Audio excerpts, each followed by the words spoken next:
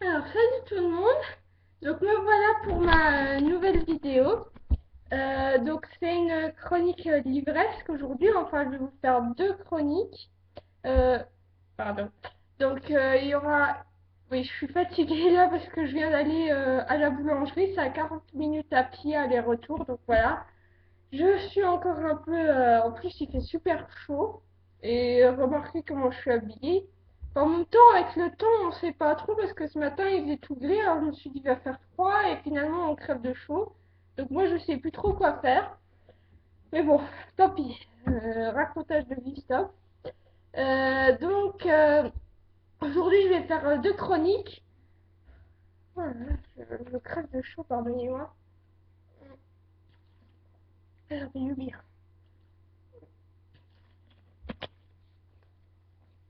Donc, donc, une chronique livresque que je vous fais maintenant et une chronique de Disney. Et oui, ça faisait longtemps ça, hein, tiens. J'ai fait tellement de Ghibli ces temps-ci que là, bah oui, j'avais décidé de faire un Disney. Donc, une chronique Disney par écrit que je vous fais ce soir, c'est promis. Et vous verrez ce que c'est. C'est la surprise. Et donc, normalement, je devais vous présenter mon second service presse, mais il n'est pas encore arrivé. Je pensais qu'il arriverait aujourd'hui, mais non. Et il n'y a rien eu dans la boîte aux lettres, donc c'est pas grave. Je pense qu'il devrait arriver sous peu. Et comme ça, je pourrais vous le présenter demain.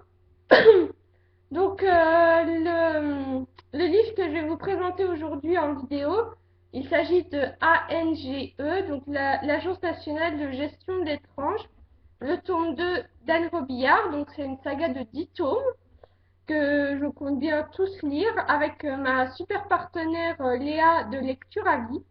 Que j'adore tout simplement et franchement elle est super sympa. N'hésitez pas à aller voir son blog, à lui mettre plein de commentaires. Il y a aussi Alizéa sur le blog, donc c'est sa meilleure amie.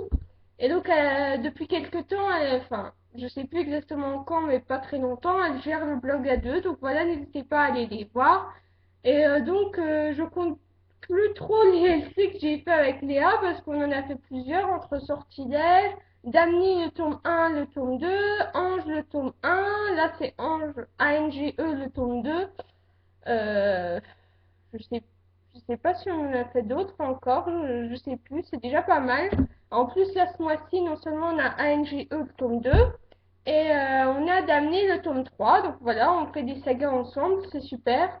Grâce à elle, ça me permet de continuer des sagas au lieu de commencer des nouvelles. Mais là, je suis en train de regarder mon programme de juillet, parce que oui, je programme tout. Et il y a pas mal de sagas à commencer entre Delirium, Hunger Games. Qu'est-ce qu'il y a d'autre encore voyons voir. Le Seigneur des Anneaux. Ouais. Alors, à la croisée des mondes, je continue. Je suis contente. Enfin voilà, je vais encore commencer des sagas ce mois-ci. Ça, c'est super. Et donc là, bah, je reviens avec cette nouvelle chronique d'ANGE. Donc, attendez-moi juste 5 minutes, j'arrive.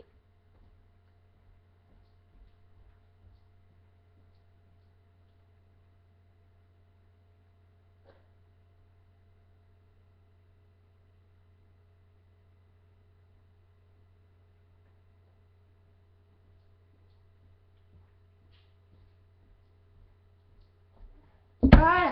Donc là, je suis contente parce que j'ai pu faire des économies. J'ai pu prendre le tome 2. Voilà, vous le voyez. Reptilis à la bibliothèque. Et tandis que le tome 1, Antichristus, donc ça c'est mon exemplaire que j'ai acheté à l'espace culturel.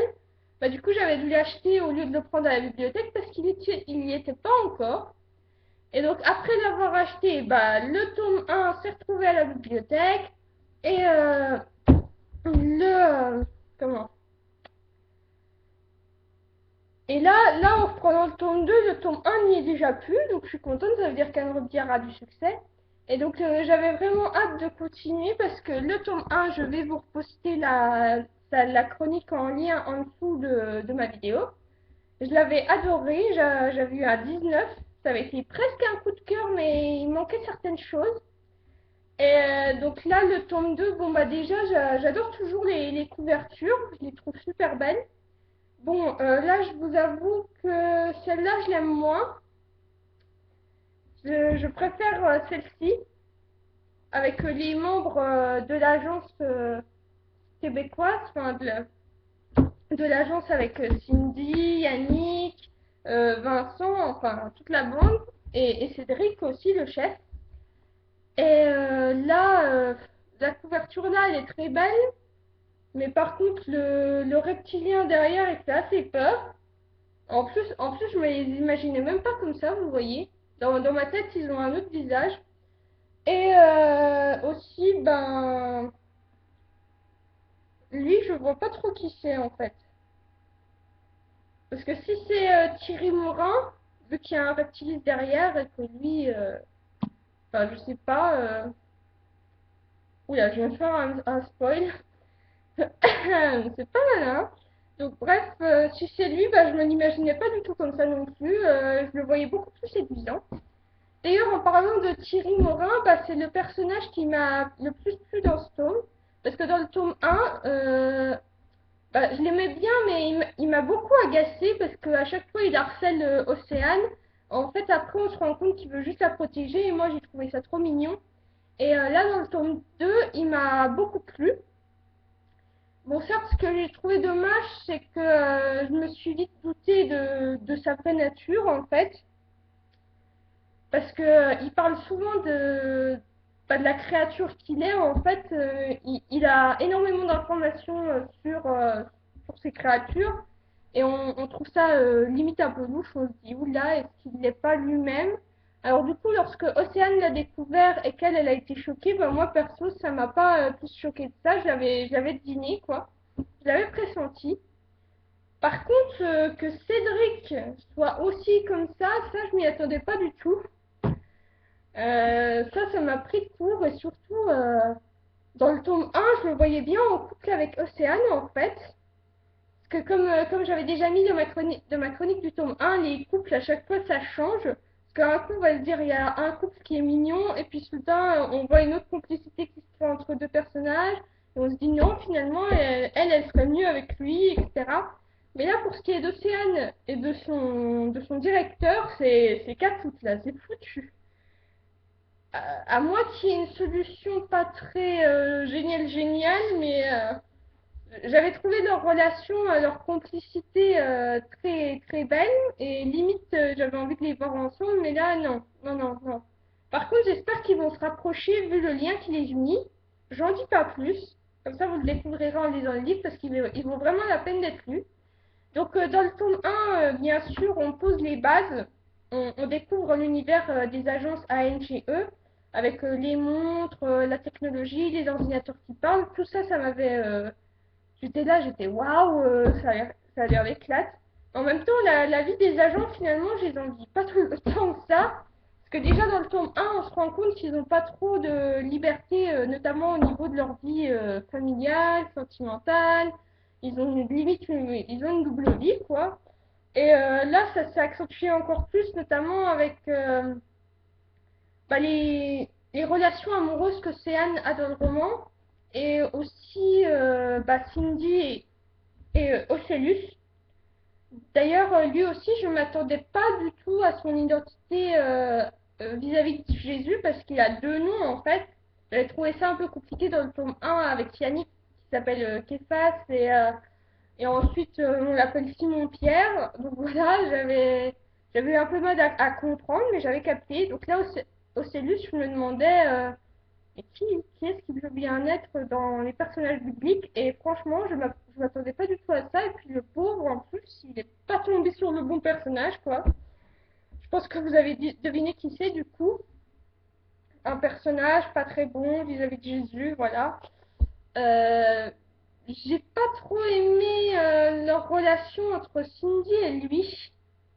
Parce que quand même, c'est un peu dégoûtant de prendre possession de plusieurs personnes pour pouvoir faire des trucs avec Cindy. Oui, je sais, dit comme ça fait très pervers, mais en fait, c'est pas leur attention, ils veulent juste être ensemble. Et moi, j'ai ressenti la pitié pour eux parce que je me disais, le pauvre, il mérite de connaître l'amour, il aime Cindy à la folie, ça se voit, ça se sent. Mais n'empêche, la manière dont ils s'y prennent, c'est dégoûtant, c'est dangereux, ça peut créer des maladies. Et en plus, ils manipulent des autres personnes à leur insu, donc j'ai pas trouvé ça génial. Même si je pouvais comprendre la décision de Célus tellement il veut être avec Cindy.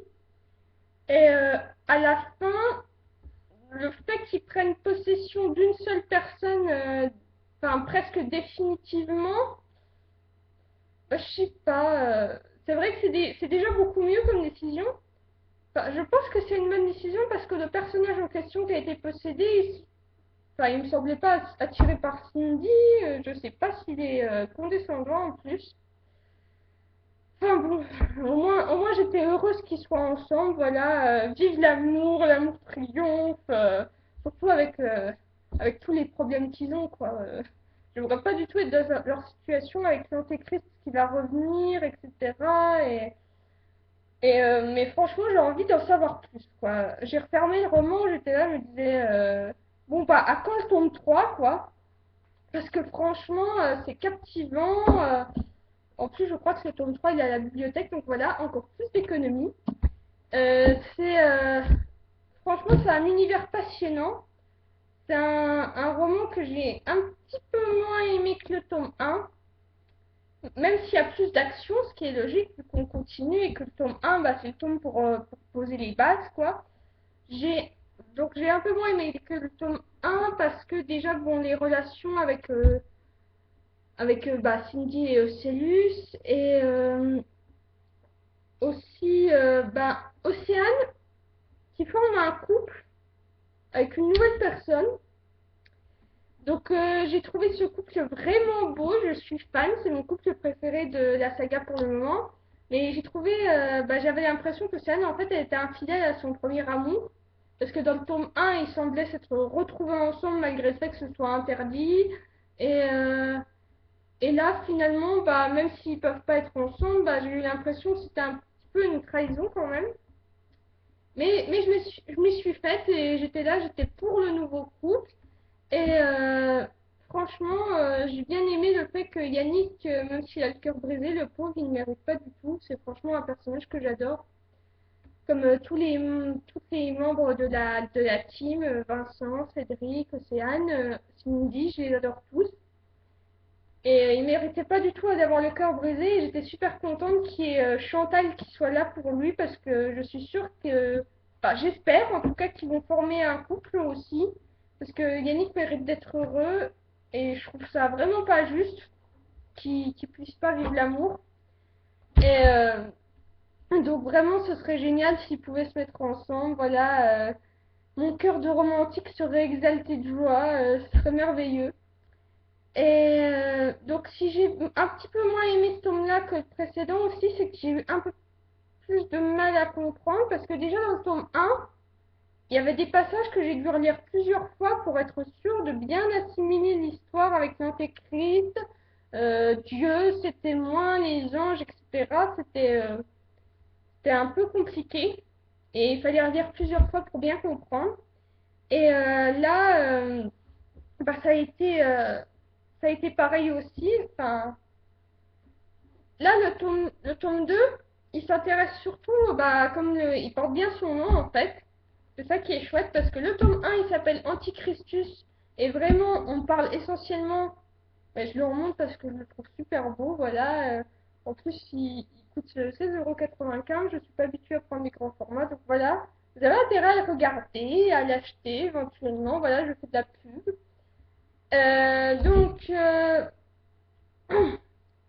Donc, je trouve que les tomes, ils portent vraiment bien leur nom parce que le tome 1, donc Antichristus, il s'intéresse surtout à l'histoire de l'Antéchrist, de savoir ce qu'il vient faire sur Terre, etc., qui il est. Et donc le tome 2, Reptilis, eh ben, il parle vraiment des reptiliens, quoi. Donc chaque tome semble avoir un sujet précis. Et j'étais hyper contente à l'idée de le lire parce que les reptiliens, déjà dans le tome 1, on nous en parle un peu avec Vincent qui fait des grosses recherches sur les reptiliens et je trouvais vraiment ça passionnant. D'ailleurs, mon petit Vincent, je trouve qu'on le voit pas assez. Il est mon personnage préféré avec Thierry en fait. Et dans le tome 1, il était essentiellement mon personnage préféré vu que Thierry, je le trouve agaçant pendant une bonne partie. Et donc du coup là j'étais triste qu'on ne voyait pas assez par rapport à Océane ou à Cindy ou à Yannick par rapport aux autres quoi. Et j'espère qu'il sera plus présent dans le tome 3. Mais je peux comprendre que vous le voyez un peu moins ici parce qu'il essaye de se remettre de son traumatisme, le pauvre, après ce qu'il a vécu. J'ai été également contente du fait qu'on voyait beaucoup moins. Enfin, on voit à certains moments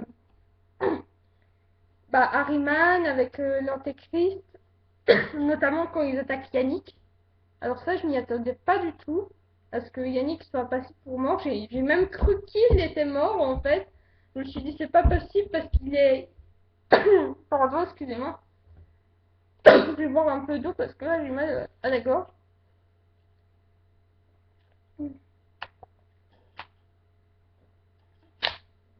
Voilà. Ça y est, bouteille vide. Donc, j'arrivais pas à y croire. Enfin, si, justement, j'y croyais en fait, mais j'arrivais pas à y croire dans le sens où je me disais, c'est pas possible, il peut pas mourir et tout.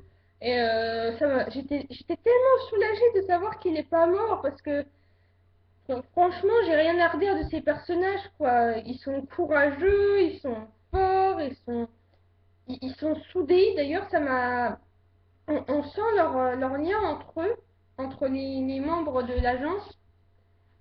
Encore plus dans ce tome, et j'ai beaucoup apprécié. Parce qu'en fait, dans le tome 1, on voit déjà qu'ils sont presque limite une famille, vu que du coup, ils doivent cacher à leur vraie famille ce qu'ils sont en tant qu'agents. Et là, ils sont tous séparés. J'ai eu horreur de ça, rien que pour ça, j'ai détesté Korsakov. Oui, c'est bien ça, son nom de famille. Korsakov, Shanks, les autres directeurs, en fait. Je les ai détestés parce que ils les séparent et notamment ils considèrent Cédric comme un criminel. Ça, je supportais pas parce que Cédric, franchement, il est super. C'est un super directeur, un super patron et j'aimais pas du tout le fait qu'ils soient tous séparés comme ça. Mais en même temps, ça nous a permis de voir à quel point ils sont attachés à eux. On voit qu'ils ont besoin l'un de l'autre pour former l'équipe parfaite. Et que c'est plus que du travail professionnel entre eux. Et c'était vraiment beau. Et j'ai bien, même si j'ai pas du tout aimé le fait qu'ils soient séparés, au final, j'ai apprécié aussi parce que ça nous montre encore plus le lien qui les unit. Et sinon, que dire d'autre? Alors, attendez. Ah oui, donc j'en étais au... J'avais parlé des reptiliens. Donc là, le tome 2 est essentiellement basé sur les reptiliens, comme je vous l'ai dit. Mais j'ai eu un peu plus de mal à comprendre que le premier tome. Là aussi, il y a plusieurs passages que j'ai dû relire pour être bien sûr, notamment parce que des reptiliens, il y en a de toutes sortes en fait. C'est ça que je trouve un peu compliqué. C'est qu'il y en a vraiment tout plein et j'ai pas très bien compris pourquoi il y en avait plusieurs comme ça, de toutes les couleurs, etc. J'ai essayé de déterminer la différence entre les Dracos, je sais pas comment ça se prononce. En tout cas, ça m'a fait penser à Draco Malfoy. Stupide, je sais, mais ça s'écrit pareil que son nom en anglais, donc voilà. D'ailleurs, je vais devoir lire le tome 6 d'Harry Potter en août, j'ai super hâte. Donc les Dracos, les Nagas, les... Ah, il y en a d'autres qui commencent par un A aussi, j'ai oublié. C'est pas malin ça. Donc bref, je pense avoir réussi à faire la différence entre eux. J'ai trouvé ça passionnant de découvrir ces nouvelles créatures. Vraiment, dès le tome 1, elles me fascinaient, j'avais envie d'en savoir plus sur elles. Et donc là, j'ai eu mon coup d'informations, je pense. Mais j'ai eu un peu de mal à comprendre, quoi. C'est dommage. Parce que vraiment, c'était passionnant, mais fallait relire plusieurs fois. Mais sinon, la lecture, aucun problème. J'adore le style d'écriture d'Anne Robillard. C'est clair, c'est fluide, c'est simple. Enfin, à part ses explications sur les reptiliens. Mais sinon, ben, c'est pas un énorme livre. Enfin, pour moi, 360 pages, c'est pas énorme. Parce que je suis une fanat pavée, donc voilà, pour moi, c'est un livre normal. Et donc, ça fait du bien de temps en temps de pas lire que des gros livres, parce que sinon, on a la tête qui fait kaboum. Même si moi, j'adore ça. Donc voilà, c'est toujours des chapitres courts, on est pris dedans, on lâche pas avant d'avoir la fin, parce que vraiment, il y a de l'action. Et notamment, j'ai eu mon lot de surprises. Ça oui, entre Cédric, d'ailleurs Cédric, sa relation avec Océane, et j'étais là, justement, j'étais scotchée de découvrir également qui était la vraie mère d'Océane aussi. J'en revenais pas, j'étais là sur le cul. Désolée de l'expression, j'aime pas trop, mais c'est exactement ça. Et c'était. Je me demande franchement ce que le tome 3 nous réserve après autant de surprises que ça. Et je ne sais plus le titre du tome 3, parce que justement, il va sûrement nous révéler de quoi ça va parler essentiellement. Je trouve pas. En fait, il y a un extrait du tome 3 à la fin, mais j'ai préféré pas le lire pour avoir toute la surprise.